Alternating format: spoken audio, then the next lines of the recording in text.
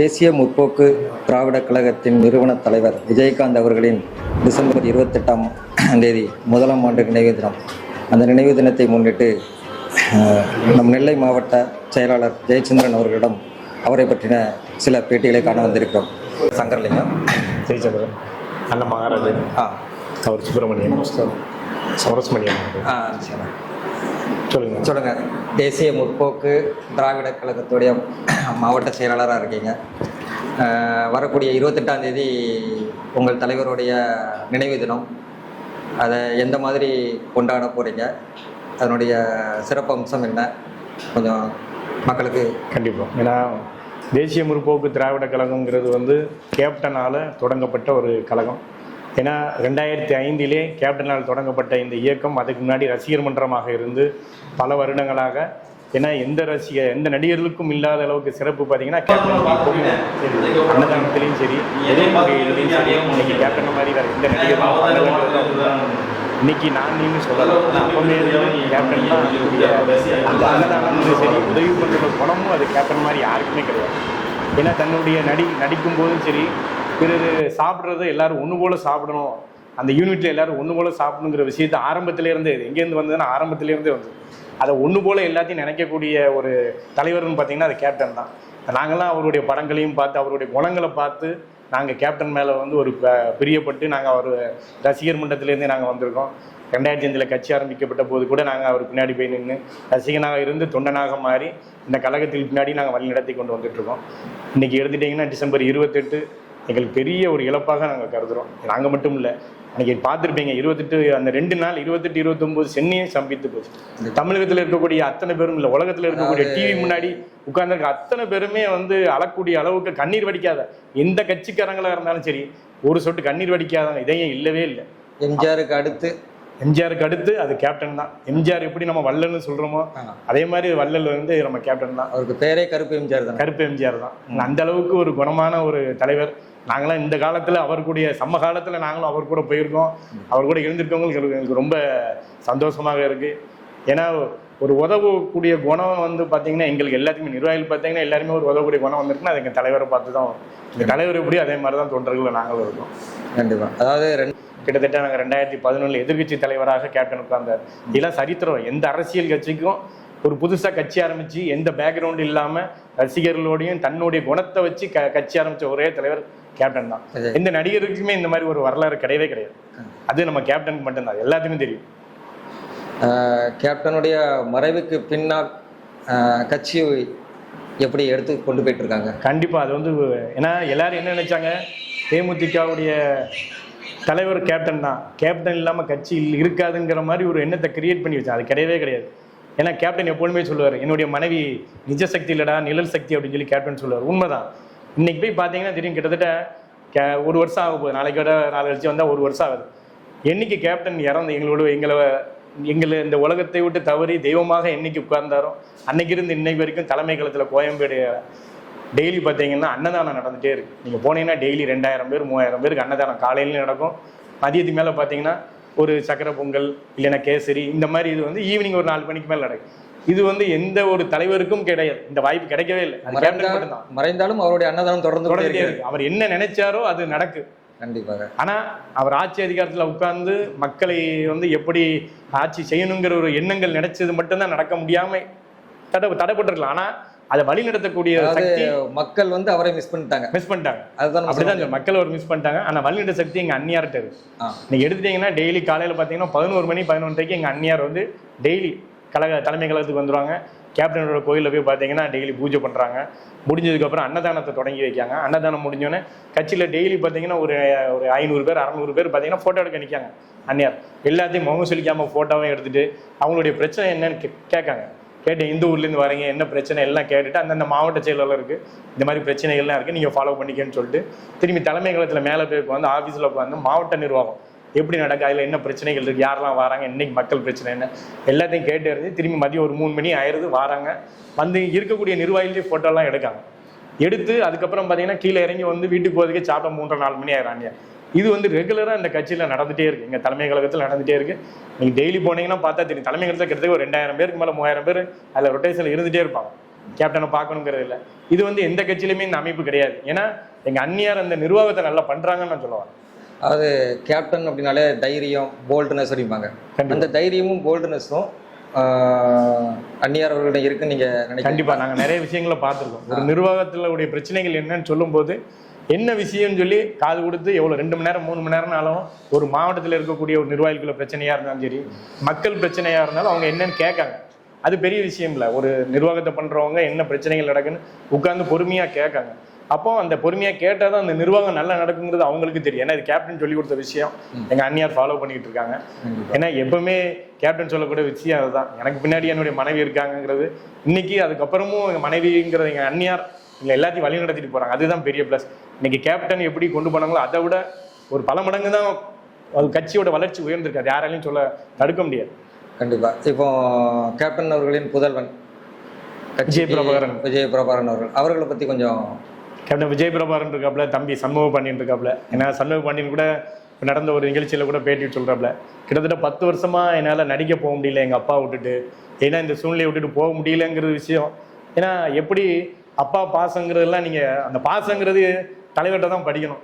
நான் பிள்ளைகள்கிட்ட எப்படி இருக்கணும், நம்ம பிள்ளைகள்கிட்ட எப்படி இருக்காங்களோ அதே மாதிரி தான் கட்சி தொண்டர்கள்ட்டே அந்த பாசத்தோட இருப்பாங்க. யார் போய் பார்க்க போனாலும் சாப்பிட்டீங்களா வச்சிங்களான்னு கேட்கக்கூடிய, எப்படி நம்ம அப்பா கேட்காங்களோ அதே மாதிரி கேட்கக்கூடிய ஒரு நல்ல தலைவர் அவர். அவருடைய புதல்வர்கள் 2 பேர் இருக்காங்க.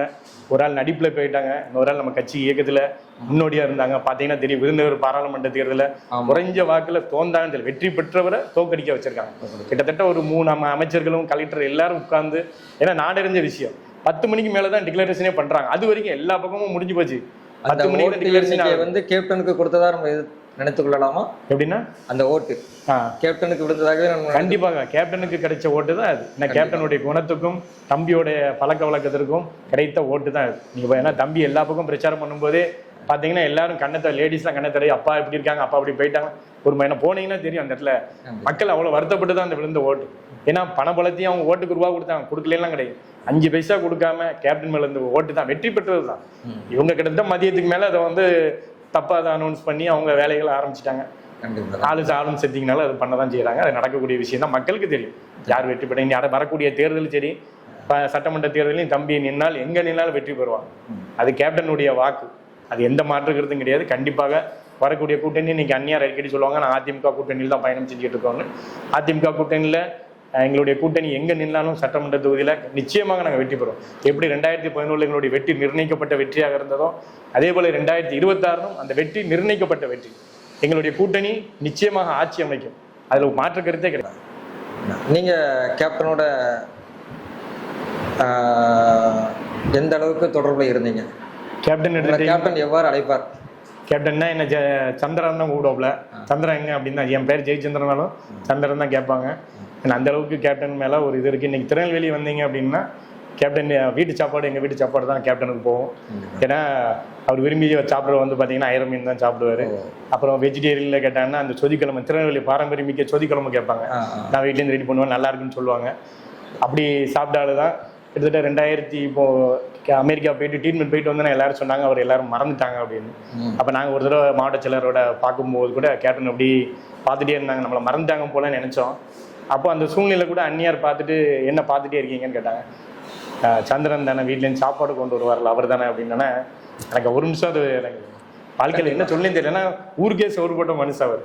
நம்மளை ஞாபகம் வச்சு அந்த இடத்துல சொல்லும்போது எனக்கு அதை விட எனக்கு ஒன்றுமே ஓடலை. ஏன்னா இவ்வளோ தூரம் ஞாபகம் வச்சு நம்மளை சொல்கிறாங்களே அப்படின்னு.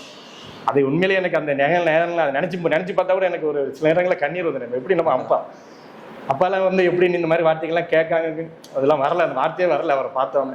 அந்த அளவுக்கு மனசு கஷ்டமாக தான் இருக்குது. நீங்கள் நினைக்கும் போதும் சரி, இல்லை அல்லாதாலாம் யாருமே கிடையாது. டிசம்பர் 28 அன்னைக்கு ரசிகர்களும் சரி, பொதுமக்களும் சரி, அவர் அல்லாதால யாருமே கிடையாது. அந்த அளவுக்கு வந்து எல்லாருமே கஷ்டப்பட்டிருக்கோம். ஒரு நல்ல மனிதர். கண்டிப்பாக எல்லாரும் நல்ல மனிதரை இந்த தமிழகம் இழந்துட்டு இருந்தால் இழந்துட்டு. 2026 சட்டசபை உங்களுடைய வியூகம் என்ன?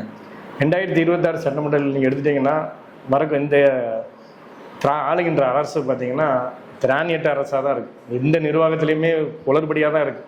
இன்றைக்கி எடுத்துட்டிங்கன்னா எல்லாரும் மன்னராட்சி மாதிரி தான் ஒவ்வொரு மினிஸ்டரும் அந்தந்த ஏரியாவில் இருக்காங்க. பொறுப்பு அமைச்சர்னு போட்டு அந்தந்த ஏரியாவில் அவங்களால எவ்வளோ பணம் அடிக்க முடியுமோங்கிறத அடிக்காங்களே தவிர மக்களை பற்றி சிந்திக்கல. இன்னைக்கு எடுத்துட்டீங்கன்னா நீங்கள் வெள்ளம் வருது திருநெல்வேலி மாநகரத்தில்.